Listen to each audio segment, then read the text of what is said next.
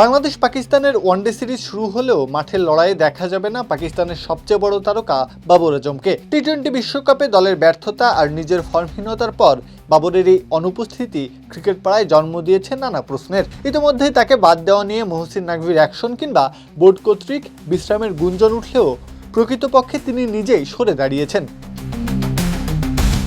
গুঞ্জন ছিল পিসিবি প্রধান মহসিন নাকভীর নির্দেশে বাবরকে ছেঁটে ফেলা হয়েছে, তবে জিও নিউজের সাম্প্রতিক প্রতিবেদন বলছে ভিন্ন কথা। খাদের কিনারে দাঁড়িয়ে থাকা বাবর ফর্ম উদ্ধারে নিজেই ম্যানেজমেন্টের সাথে কথা বলে বিরতি নিয়েছেন। এই সময়টা তিনি নেট প্র্যাকটিসে দিতে চান। 31 বছর বয়সী এই ব্যাটার কঠোর পরিশ্রম আর ড্রিলের মাধ্যমে নিজের চিরচেনা সেই জাদুকরী ব্যাটিং স্টাইল ফিরে পেতেই যেন মরিয়া। তাই বাংলাদেশ সিরিজ তো বটেই, এমনকি ন্যাশনাল টি-20 কাপেও দেখা যাবে না তাকে। আসন্ন পাকিস্তান সুপার লিগ দিয়েই আবারও মাঠে ফিরছেন বাবর।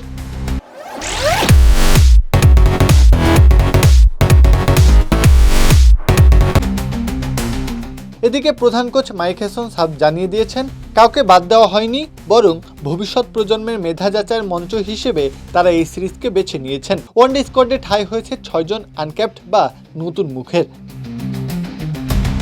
সাহিবজাদা ফারহান, আব্দুল সামাদ কিংবা শামিল হোসেনদের মতো তরুণ তুর্কিদের উপরই ভরসা রাখছে পিসিবি।